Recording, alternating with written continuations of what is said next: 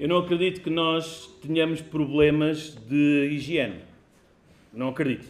Nós aqui, nossa congregação, acho que não tem esse tipo de problema. Mas não sei se vocês já perceberam, mas desde o início do culto que nós estamos a falar sobre limpeza. Sabão lava o meu rostinho, ainda agora esta última música cantámos que o Senhor limpa a nossa transgressão.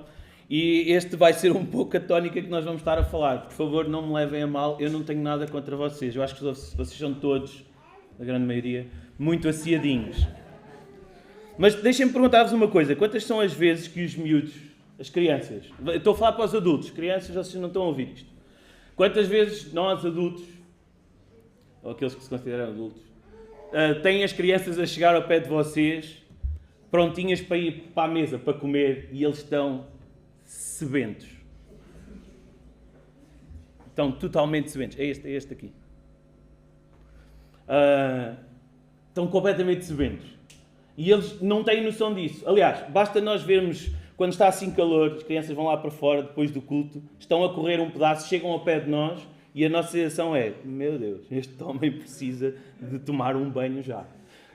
Isto, obviamente, todos nós já fomos crianças e todos nós já ouvimos imensas vezes, quando vamos para ir comer, vá lavar as mãos para vir para a mesa. Certo? Concordam comigo?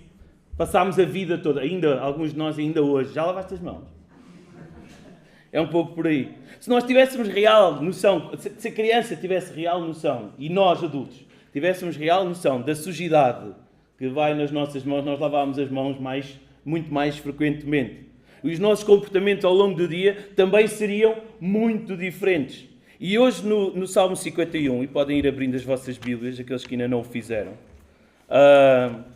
no Salmo 51 nós veremos como Deus, pela sua graça, pela sua misericórdia, abre os olhos do rei David para uma necessidade de limpeza, uma necessidade de pureza, uma necessidade de lavagem. E o traz novamente para a alegria da sua salvação. E nós vamos começar por ler o texto antes de entrarmos em algumas considerações. Nós não iremos estar a ver o texto todo, vamos ver apenas alguns dos versículos e alguns pontos em cada um de alguns destes versículos. Então, vamos ler, mas vamos ler o Salmo todo, de qualquer das formas. Salmo 51. Diz assim a palavra de Deus. Tem misericórdia de mim, ó Deus, segundo a tua benignidade. Apaga as minhas transgressões, segundo a multidão das tuas misericórdias. Lava-me completamente da minha iniquidade e purifica-me do meu pecado. Porque eu conheço as minhas transgressões e o meu pecado está sempre diante de ti. Desculpem, está sempre diante de mim. Contra ti somente pequei e fiz o que a teus olhos parece mal, para que sejas justificado quando falares e puro quando julgares. Eis que em iniquidade fui formado e em pecado me concebeu a minha mãe. Eis que amas a verdade no íntimo e no oculto me fazes conhecer a sabedoria. Purifica-me com hisopo e ficarei puro. Lava-me e ficarei mais alvo do que a neve.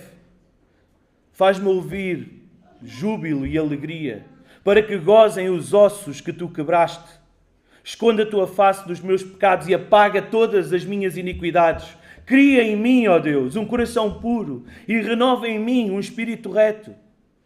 Não me lances fora da tua presença e não retires de mim o teu Espírito Santo. Torna a dar-me a alegria da tua salvação e sustém-me com um espírito voluntário.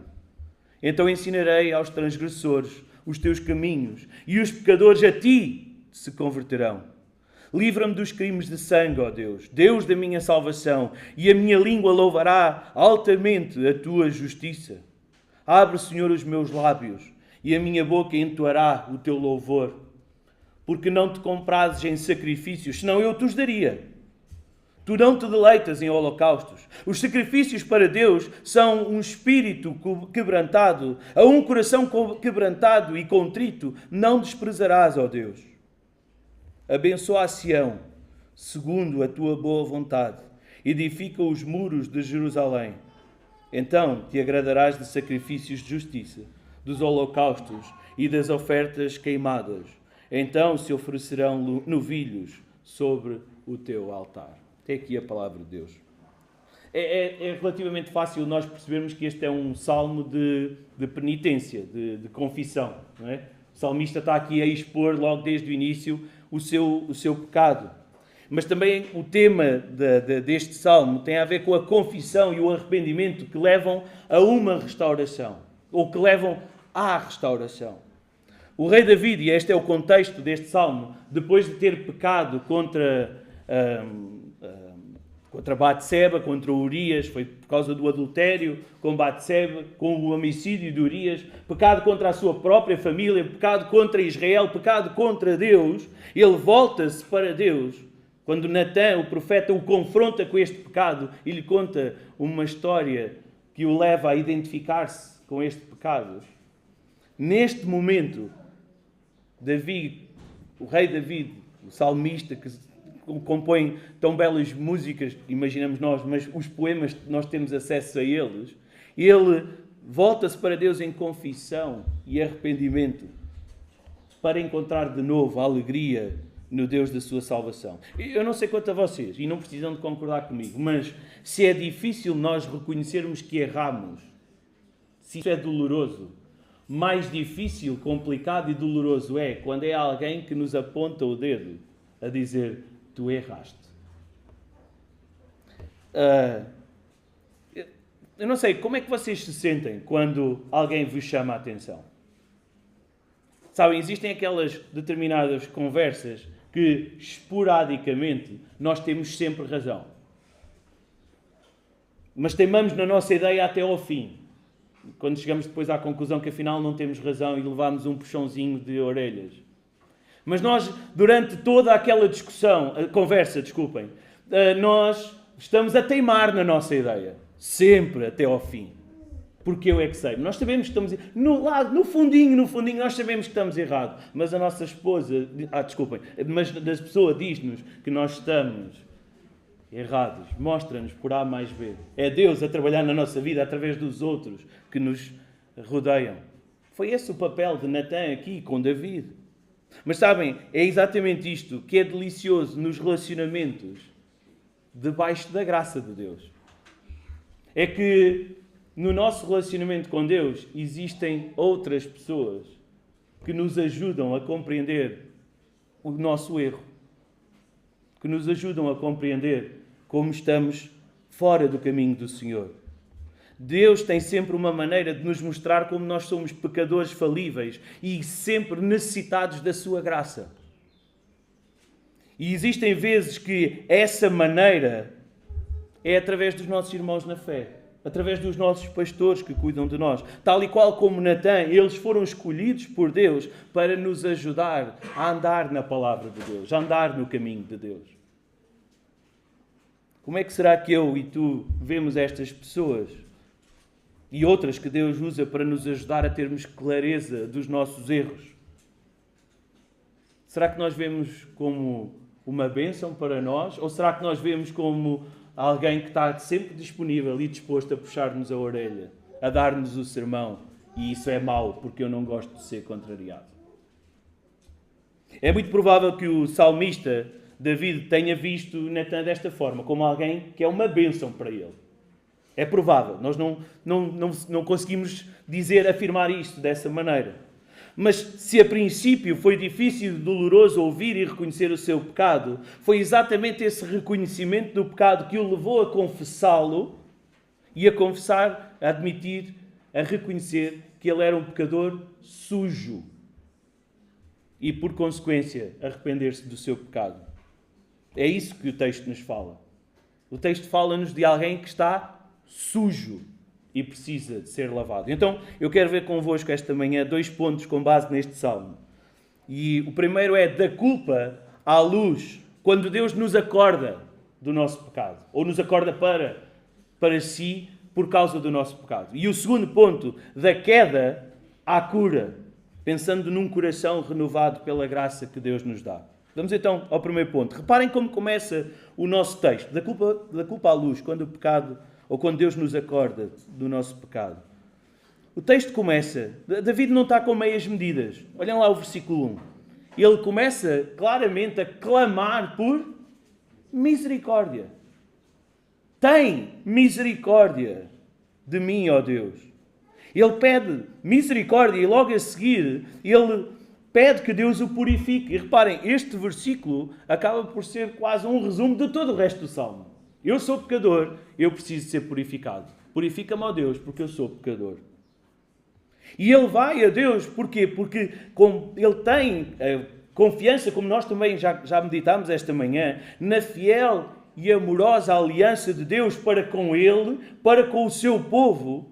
E David confia na abundante longanimidade e compaixão de Deus. Sabem, a maior parte das pessoas lá fora não acreditam sequer que Deus existe. Não têm noção do quão pecadoras são, do quão perdidas estão, do quão condenadas estão.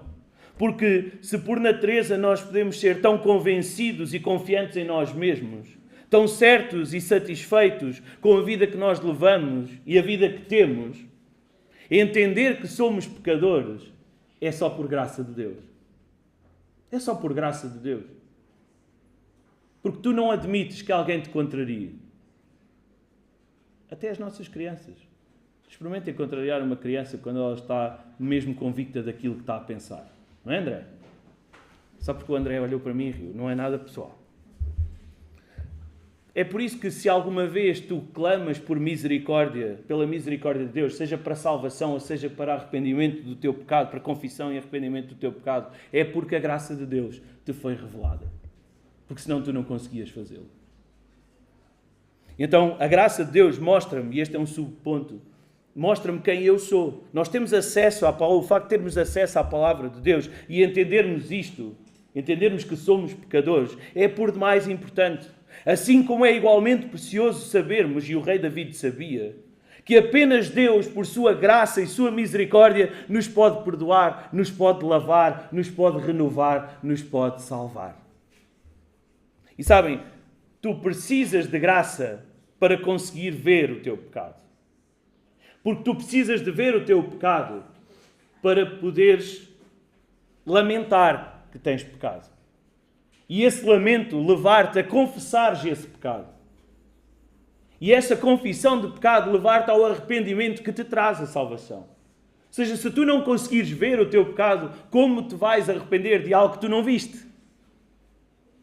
Tu precisas ver e confessar o teu pecado para entenderes e procurares que precisas de ajuda. E é esse momento em que Deus te abre os olhos. É esse momento que te faz querer mudar. E sabem, não é um momento de tragédia. Sim, é um momento triste, porque eu sou pecador. E isso é mau. É a pior coisa que o ser humano tem. Mas é um momento de clamar por socorro. Um momento de clamar por um Salvador. E é a maravilhosa graça de Deus que faz que Deus nos chame para si. Vem a mim. Vem a mim, eu criei-te, eu conheço-te. Eu conheço o teu pecado e pelo meu Filho Jesus, eu já paguei o preço por ti. Por isso, vem a mim, eu perdoo-te. Eu estou disponível e disposto para te perdoar. E sabem, David corre este caminho porque ele sabe que as riquezas deste mundo não o ajudarão. Não lhe darão a solução. O poder, ele era rei sobre Israel. Ele dominava os povos. Deus concedia-lhe vitórias contra os povos inimigos. Não era esse poder de reino, está-me a faltar a palavra, que iria ser a salvação dele. As lealdades políticas, como nós lemos na história, também não o ajudaram de forma alguma. Os seus súbditos traíram-no. Os seus laços familiares, inclusive, também não eram a solução para ele. Os próprios filhos se voltaram contra ele. Apenas Deus, e como ele diz no versículo 1, na multidão das suas misericórdias, o salvará, o pode salvar. Está disponível, tem o poder necessário para o salvar. E este é o caminho que Deus, pela sua palavra, esta manhã, te está a chamar a fazer. Reparem nos versos 1 e 2. A forma como Deus mostra o pecado a Davi. Tem misericórdia de mim, ó Deus, segundo a tua benignidade. Apaga as minhas transgressões, segundo a multidão das tuas misericórdias. Lava-me completamente da minha iniquidade. Purifica-me do meu pecado. E ainda o verso 3. Porque eu conheço as minhas transgressões e o meu pecado está sempre adiante de mim. Algo que vai à tua frente. Se pensarmos bem, e se por um lado a graça de Deus me mostra quem eu sou, a graça de Deus também me mostra o pecado que há em mim. O tipo, como é o pecado que há em mim. E se pensarmos bem e quisermos ser verdadeiros e fiéis connosco mesmos, o pecado nem sempre nos parece feio e horrível. Às vezes parece ser até agradável, até bonito.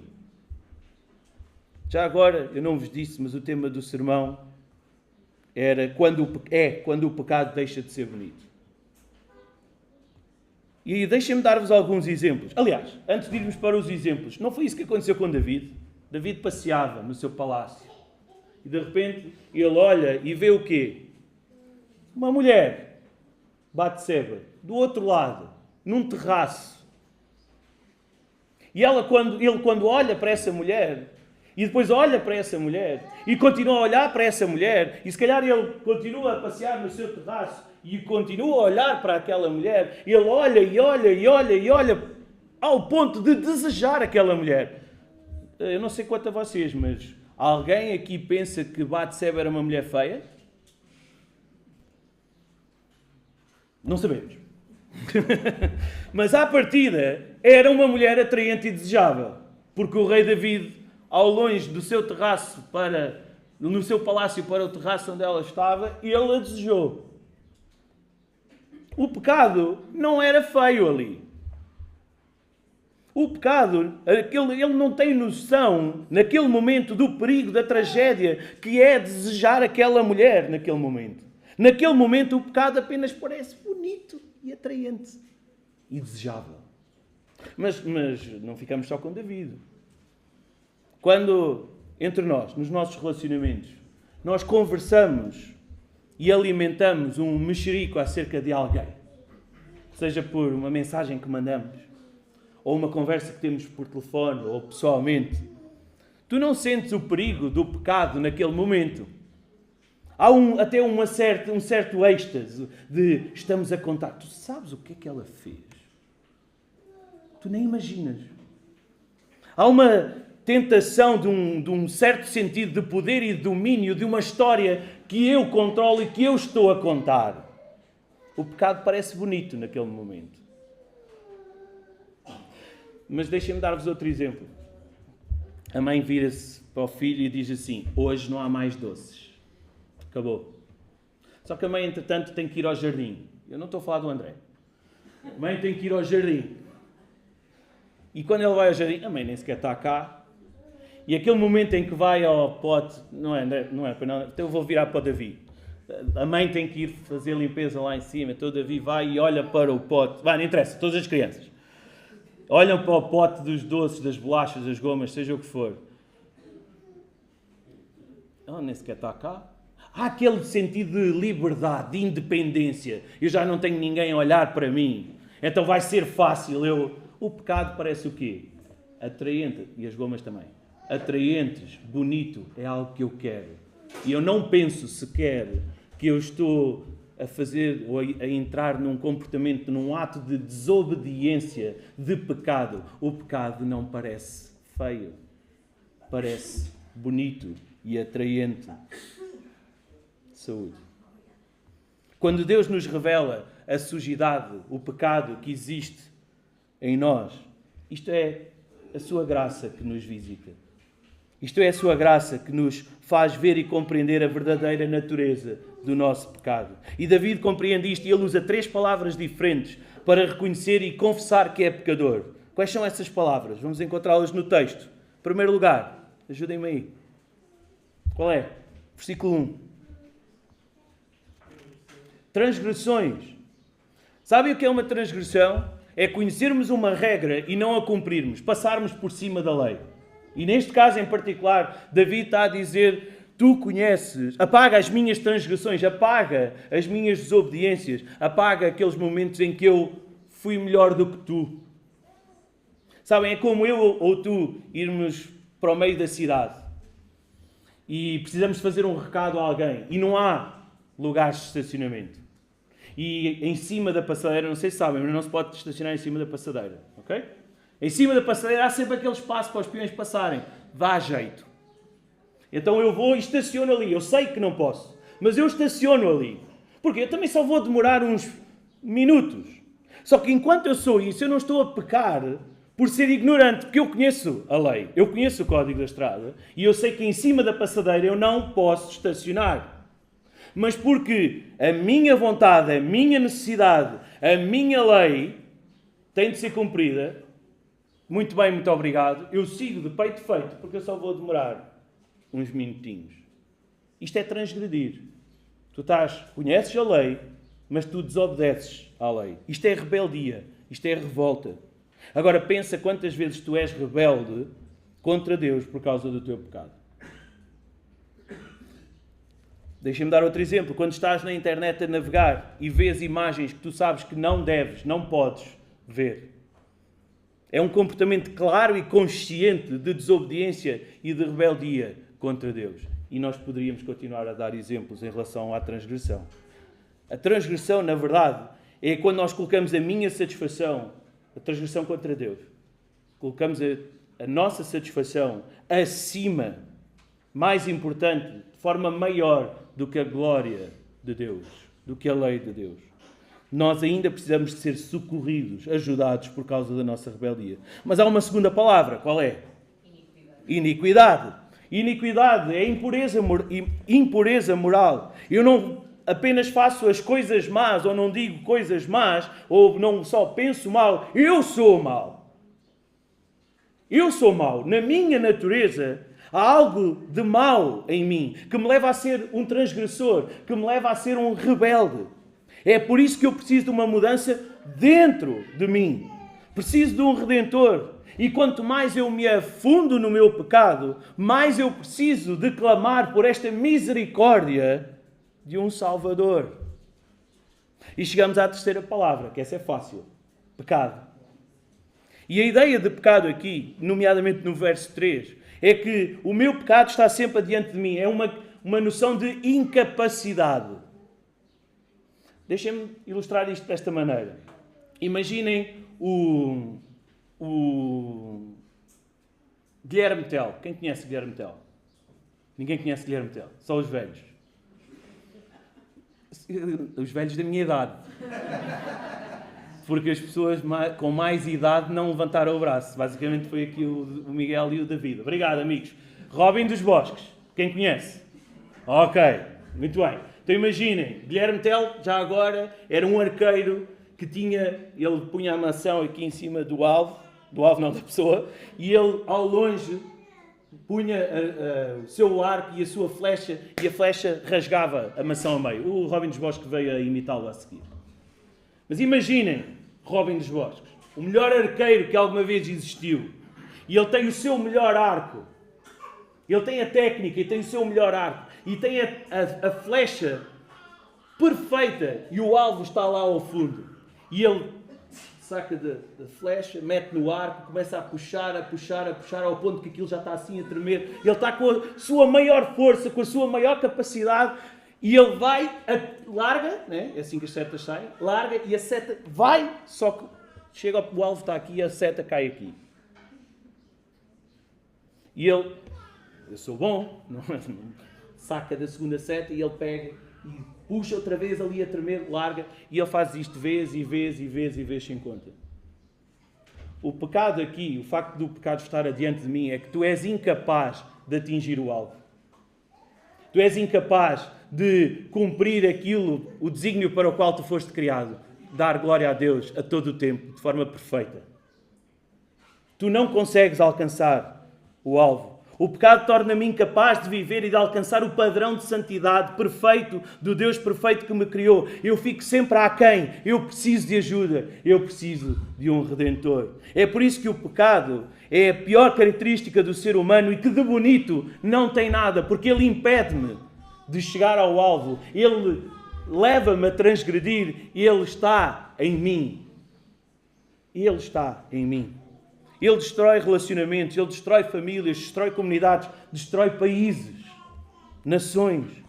E ao pegarmos em tudo isto, nós compreendemos como, tal e qual como David, que nós precisamos da misericórdia e do socorro e da ajuda de Deus. Então, mesmo antes deste sermão acabar, se queres pedir alguma coisa ao Senhor, que a tua oração seja: Senhor, abre os meus olhos para que eu não veja o pecado como algo bonito e atraente. Roga por mudança.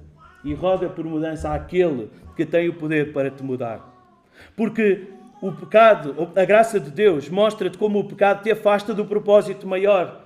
David reconhece o seu pecado e a sua incapacidade de não continuar a pecar contra o Senhor. Ele sabe que depois deste clamor, ele vai voltar a cair, o pecado vai adiante dele. Mas ele sabe também que é a Deus que ele pode clamar por misericórdia. E reparem, no versículos 3 em diante: porque eu conheço as minhas transgressões e o meu pecado está sempre diante de mim. Contra ti somente pequei e fiz o que a teus olhos é mau, para que sejas justificado quando falares e puro quando julgares. Eis que em iniquidade fui formado e em pecado me concebeu a minha mãe. Eis que amas a verdade no íntimo e no oculto me fazes conhecer a sabedoria. David reconhece o seu pecado, reconhece a sua incapacidade, mas ele não está a minimizar aqui ou relativizar o seu pecado no adultério com Batseba, no homicídio de Urias, contra a sua família ou contra o povo de Israel. Mas ele sabe que acima de todas estas ofensas horizontais, a ofensa maior foi contra Deus. E reparem, há um reforço no versículo 4. Contra ti somente. E nós já sabemos o que é que acontece quando temos repetições na palavra de Deus, não é? É porque é importante. Contra ti somente. Todo o ato de pecado é contra a glória de Deus. É uma ofensa contra o próprio Deus. Todo o pecado ignora a sua existência, questiona o seu domínio, a sua soberania, o seu amor, a sua bondade, a sua fidelidade. Todo o pecado substitui Deus por qualquer ídolo que eu quero mais do que a Ele. É uma afronta para o propósito para o qual eu fui criado. E eu fui criado para me relacionar com Deus de forma perfeita, para a sua glória e prazer. Repara no problema aqui. Eu não fui criado para a minha própria glória. Tu não foste criado para a tua própria glória. Para o gozo do teu próprio prazer. Nós não fomos criados para o sucesso dos nossos próprios sucessos, que nos destacam dos restantes lá fora no mundo. Nós fomos criados, cada ser humano foi criado para a glória e prazer de Deus e para um relacionamento próximo com Deus, um relacionamento particular, íntimo com Ele. E o pecado destrói essa possibilidade. Tudo o que existe não é por minha causa, não é por tua causa, é por causa da glória e para a glória de Deus. Deixem-me ilustrar isto do seguinte. Eu vou generalizar, por favor, não levem a peito. Mas hoje em dia, as festas de aniversários de crianças são um autêntico evento social. Eu não sei, e mais uma vez, estou a generalizar, não sei como é que é a vossa história, mas hoje em dia, já por aquilo que eu vejo, por exemplo, pelas minhas sobrinhas, nossas sobrinhas, já não é só aquele bolinho que nós pomos no centro da mesa com as velinhas para cantar os parabéns, apagar, repartir por toda a gente, e oba. Não. Então, se formos falar da vida social das crianças de hoje em dia, upa, né? Mas há uma certa mãe que um dia quis fazer uma festa de aniversário na escolinha. Então fala com o professor: posso levar um bolo? Claro que sim. E então ele pega no bolo e vai à escola e prepara uma grande mesa. No topo da mesa, obviamente, está o bolo, que é o lugar da aniversariante. Depois a mesa comprida tinha vários... Em cada um dos lugares tinha pequenas ofertas. Um saquinho. Sim, hoje em dia os presentes não é só para o aniversariante. Os presentes também é para os convidados do aniversariante. Eu sei que eu estou a generalizar, amigos. Então, ao topo da mesa, atrás do bolo, estava toda uma pilha de presentes.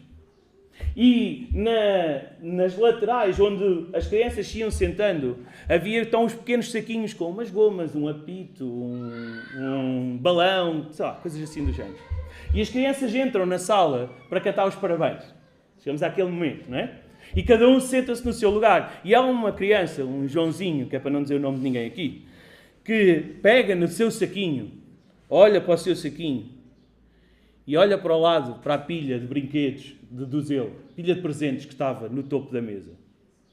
E ele olha, e olha, e ele olha, e olha, e ele olha, e olha, e começa a choramingar. E há uma mãe, quase que dá vontade de dar um calduço, chega ao pé dele, não vou discutir pedagogia convosco em relação a isto, não estou a defender este comportamento, mas chega ao pé do miúdo e diz assim, não é a tua festa de aniversário.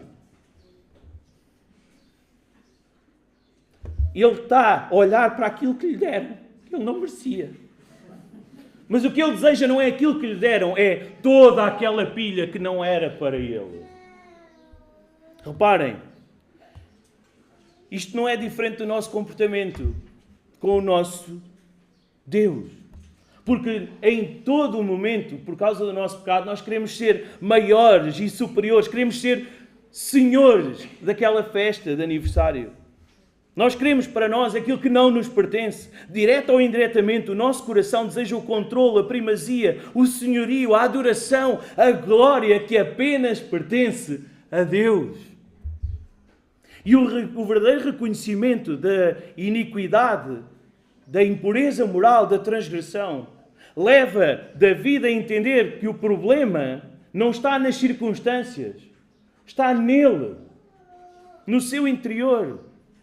É por isso que quando confrontado pelo profeta Natã, por uma questão de tempo nós não vamos lá, mas ele não apresenta desculpas para se justificar. Assim que ele cai em si e se apercebe que pecou, ele não começou, e tal, ela andava a passear por ali e eu calhei de olhar. Não. Ele admite o seu pecado.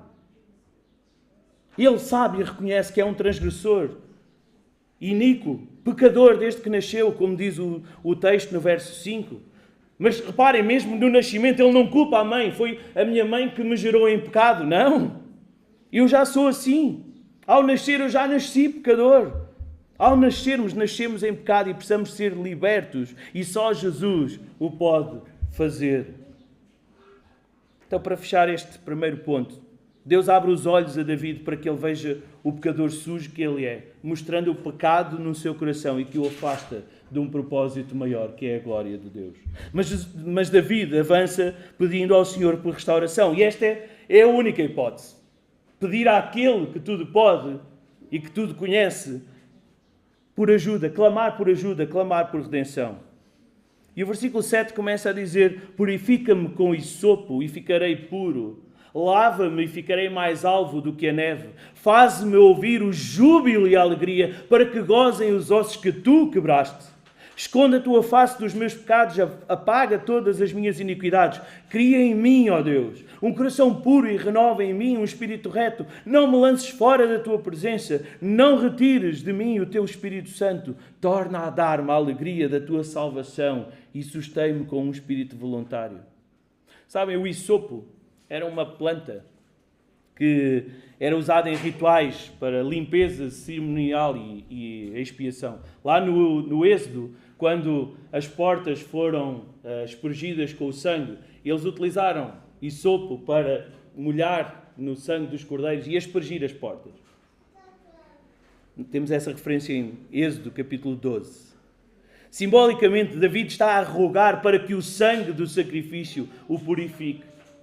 Para que o seu pecado seja coberto e que Deus o lave, para que a sua pureza seja mais branca do que a neve. Esta lavagem, esta purificação divinas vão substituir a tristeza e o lamento da culpa por causa do seu pecado e vão metê-lo novamente no caminho do júbilo e da alegria de alguém que é limpo e renovado. David não pede pouco. David pede uma purificação, uma lavagem, uma restauração plena. Ele sabe que Deus precisa quebrá-lo. Quebrar os velhos e secos ossos para que ele seja renovado e levantado como um jubiloso e alegre ser. Ele precisa voltar à alegria da sua salvação. Ele deseja mudança. O que é que acontece se vocês pegarem uma pedra do tamanho da vossa mão e a apertarem com o máximo de força possível. O que é que acontece? Nada. Porquê? Porque a pedra resiste à mudança. Eu não posso fazer isso porque ia estragar ali a gravação. Mas se eu apertasse esta esponja, o que é que ia acontecer? Ela ia mudar de forma. Mas uma pedra tu não consegues mudar-lhe a forma. Ela resiste. Aquilo que o Senhor promete fazer, e nós temos isso escrito no profeta Ezequiel, é tirar o coração de pedra, empedernido por causa do nosso pecado, e substituí-lo por um coração de carne. E reparem o que David deseja aqui, ainda Ezequiel se calhar não era nascido. O que ele deseja aqui, cria em mim, ó Deus, um coração novo. Ele quer este coração de carne, puro, renovado, cheio e sensível à moldagem do Espírito Santo. David anseia por esta mudança, por esta renovação. Na verdade, ele quer um coração que lhe traga o desconforto e mal-estar quando confrontado com o seu pecado. Ele quer um coração que o leve a ele e ao povo, a Deus e à obediência da lei de Deus.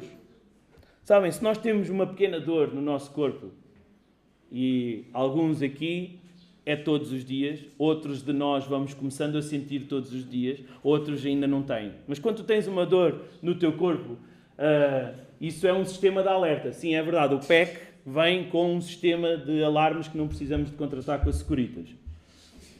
E quando tu tens essa dor no teu corpo, tu podes fazer uma de duas coisas. Ou tu ignoras e aprendes a viver com aquilo, é um espigão no pé e tu passas a mancar. Mas estás, como dizem os brasileiros, estou nem aí.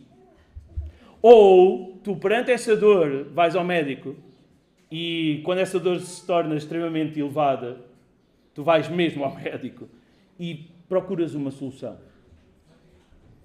Sabes, quando tu és confrontado com o teu pecado, uma de duas coisas tu podes fazer. Ou uma de duas coisas vai acontecer. Ou tu te lamentas por esse pecado, tu confessas esse pecado e humilde e contrito tu te arrependes. Ou tu desenvolves um mecanismo de justificação e de consciencialização própria. Isto é, tu tentas argumentar com Deus. Tu tentas justificar o teu pecado. Porque eu sou assim. Porque eu fui criado desta maneira. E agora para mudar, eu sempre aprendi assim. E agora para mudar... Ou simplesmente, as coisas podem não ser propriamente assim. Também não é por aí. E tu tentas justificar, tentas argumentar com Deus. Sabem, o salmista não quer de todo argumentar com Deus. Ele quer deixar-se renovar pelo único Deus verdadeiro. Ele quer que a sua confissão e arrependimento o levem à exaltação do seu Deus e Senhor, o soberano da sua salvação. Ele confia que o seu pecado pode ser perdoado e que em vez de inimigo de Deus, venha a gozar jubilosamente. Não é só uma festa, não é uma mera festa de aniversário, é vir gozar jubilosamente, muita alegria, a alegria da presença do Senhor. Davi mostra um espírito quebrantado, e um espírito quebrantado é um espírito que confessa e que é obediente. Ele mostra um coração, quer um coração renovado, um coração que responde e que se regozija, que se alegra muito, não por causa própria, mas por causa do Deus da sua salvação, a quem ele quer dar honra e glória. Restaurado, e o resto do Salmo fala-nos exatamente disso, a partir do versículo 13. Restaurado, ele pretende proclamar a justiça e o amor de Deus para que os outros que ainda não o conhecem se convertam, sejam convertidos por Deus. Para que os outros sejam alvos desta misericórdia preciosa de Deus, em que Ele confia. Para que os outros sejam quebrantados no seu coração e se entreguem à obediência. Quando Deus te renova, tu estás um passo mais perto do objetivo para o qual Ele te criou. A sua glória. E enquanto isso não acontecer, enquanto Deus não te renovar, enquanto tu não estiveres receptivo a essa mudança, Enquanto tu quiseres continuar com o teu coração de pedra e não quiseres substituir pelo coração de carne que Deus te quer dar, tu vais continuar a viver para ti mesmo. Porque o problema do pecado é um problema interno, individual do coração. Aquele que é o centro dos meus desejos, das minhas emoções, das minhas motivações, dos meus anseios. O centro que controla tudo. Não adianta nós olharmos as circunstâncias ou culpar o que nos rodeia, ou culpar até o nosso passado. Esquece o teu passado. Esquece, vem a Jesus e Ele perdoa. Vem a Jesus e o teu passado já não é mais uma sombra sobre ti. Nós precisamos ser tal como o salmista e perceber que não temos em nós qualquer capacidade para escapar ou resolver este problema do pecado. É por isso que, como cantávamos há bocadinho, nós, como um veado, ansiamos as águas vivas que só Deus pode dar. Precisamos pedir este coração novo, de carne, e pedir para que Ele seja colocado em nós e bata ao ritmo da melodia divina. Porque a nossa única esperança é a ação graciosa e misericordiosa de Deus. Concluindo, nós vimos que da culpa para a luz é o passo em que Deus abre os nossos olhos para vermos o pecado que existe em nós, que nos condena, que nos afasta do real propósito para o qual Deus nos criou, para que, reconhecendo este pecado e confessando-o, nos arrependamos e nos voltemos a alegrar ou encontremos a alegria da salvação que só Deus pode dar. Mas, caídos em pecado, da queda para a cura, este passo é o passo que só Deus pode dar. Só Deus tem poder para o fazer. Porque é Deus que, pela sua graça, nos dá esse coração de carne que transforma um pecador quebrantado num filho restaurado, um filho obediente, um filho jubiloso, alegre. Sabem, as palavras do rei David neste salmo clamam por um homem, um outro rei da raiz de Davi, melhor e mais perfeito, o Senhor Jesus. Ele que, sendo Deus, viveu neste mundo, sendo tentado como eu, tu, como David. Só que a grande diferença entre nós, o rei David, nós e o rei David, a diferença entre nós e o rei David e Jesus, é que Jesus viveu uma vida perfeita, sem pecado. Ele atingiu o alvo. Ele é o alvo.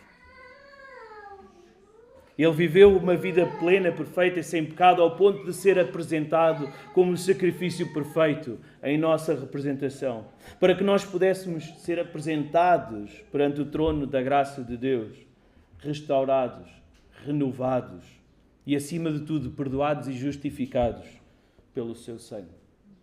É dele, de Jesus, que nós recebemos a vida. É por causa dele que temos o privilégio de sermos, como já considerámos hoje, chamados filhos de Deus. E isto significa que cada vez que eu identifico e reconheço o meu pecado, ou até que alguém me ajuda a fazê-lo, confessando esse pecado, eu me arrependo e posso ter a confiança plena que o sangue de Jesus já me libertou desse mesmo pecado e da condenação que já não pesa sobre mim. Por Jesus, eu estou limpo, lavado, purificado. Se tu também quiseres mudar, a única forma, o único meio do pecado de não te condenar é tu pedires a Deus que te abra os olhos para reconheceres esse pecado e para o reconheceres como o único que tem poder para te transformar.